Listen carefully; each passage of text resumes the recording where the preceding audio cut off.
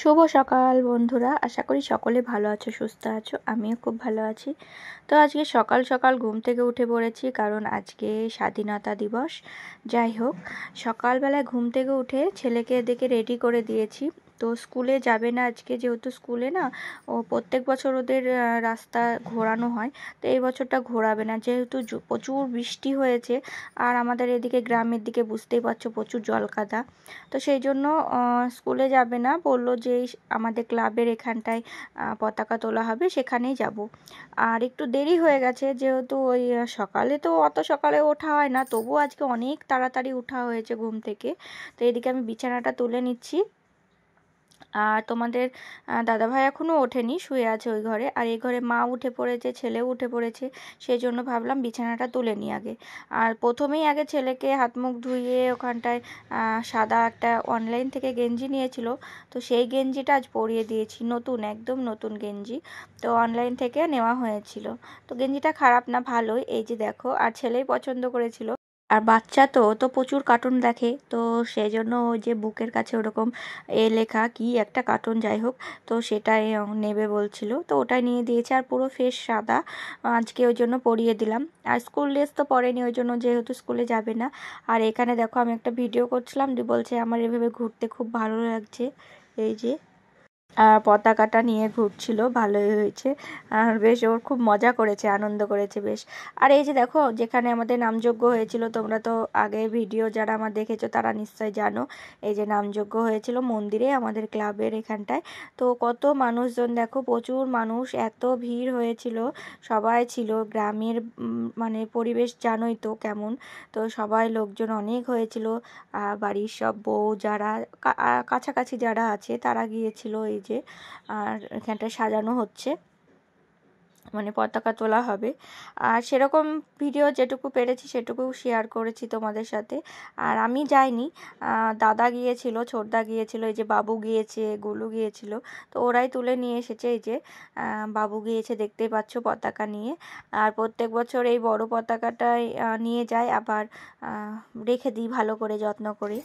স্নান করে এলাম, তো পুজো করা হয়ে গেছে। এখন এই যে রান্না করছি, ভাত হচ্ছে। আর এই যে দেখো, এই যে পুঁই শাকের একটা তরকারি হবে। আর কি হবে দেখি, পুরোটা যতদূর পারবো তোমাদের সাথে শেয়ার করব। আর আজকে স্বাধীনতা দিবস, যাই হোক, বাবু সকালবেলায় তো ঘুরে এলো। চলো, যেটুকু পেরেছি তোমাদের সাথে শেয়ার করব।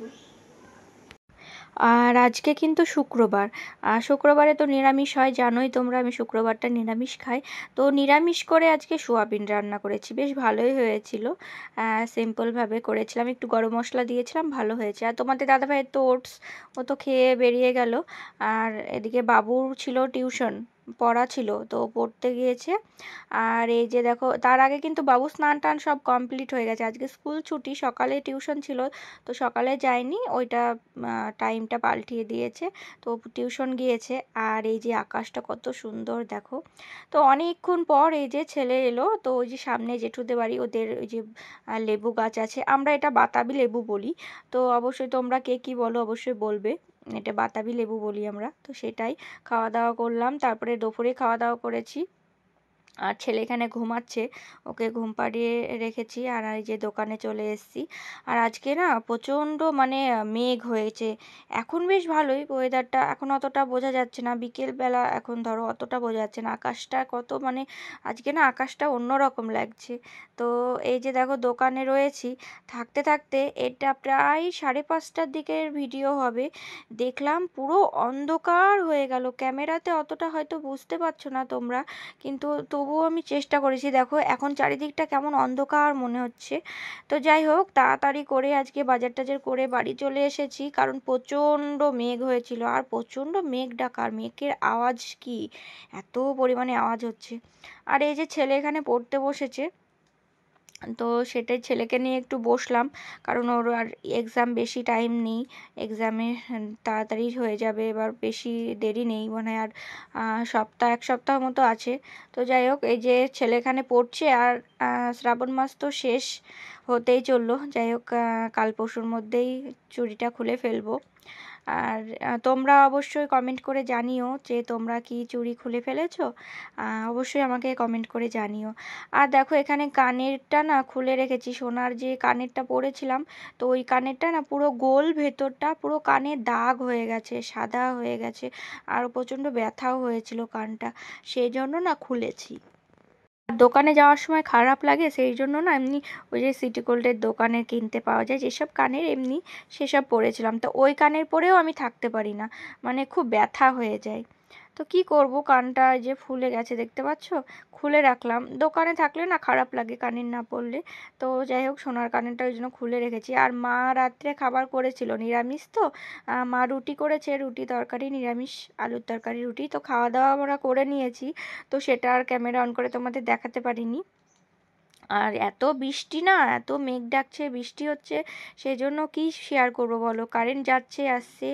আর কি করব, এখন মশারি না টাঙিয়ে উপায় নেই, এত পরিমাণে মশা, আর সাদা সাদা মশা জানো তো। অবশ্যই তোমরা কমেন্ট করে জানিও তো তোমাদের ওখানে কি এরকম কেউ মানে সাদা সাদা কেমন, মানে কি বলবো, কটা কটা মশা যেগুলো হয় না, ঘিয়া ঘিয়া কালার এইরকম, মানে সেই মশার কালারই আলাদা এরকম। আর প্রচণ্ড মশা হয়েছে, সেই জন্য ভাবলাম না মশারি টাঙিয়ে ঘুমানোটাই ভালো, চারিদিকে যা হয়েছে। আর গরম লাগে, বৃষ্টি হলেও তো গরমটা যাচ্ছে না, তবুও মশারি টাঙালাম। ওই ঘরে মশারিটা টাঙানো হয়ে গেছে, তো এই ঘরে বিছানাটা ঝেড়ে এখন মশারি টাঙিয়ে নেব। আর তোমাদের দাদাভাইও চলে এসেছে, খাওয়া দাওয়া কমপ্লিট হয়ে গেছে। আর তোমাদের দাদাভাই ওদিকে গেটে তালা দিচ্ছিল, আর আমি মশারিটা টাঙিয়ে নিয়েছি। বিছানাটা তো ঝাড়া হয়ে গেছে, আর মশারি না টাঙিয়ে উপায় নেই। আর আমার না এই মশারি টাঙাতে খুব বিরক্ত লাগতো আগে, তো এখন কি করব, টাঙাতেই হয়, যেহেতু বাবু আছে ছোট বাচ্চা, ধরো ওকে যদি কামড়ায় তাহলে কি হবে। আর ওর না মশায় কামড়ালে খুব মানে চুলকে চুলকে ঘা করে ফেলে এরকম। তো বাধ্য হয়ে মশারিটা টাঙাতেই হলো। যাই হোক, ভালো মশারি টাঙালে ভয়টা কম থাকে। তো আজকের মতো ভিডিওটা এই পর্যন্ত, দেখা হবে আবার কালকে। টাটা।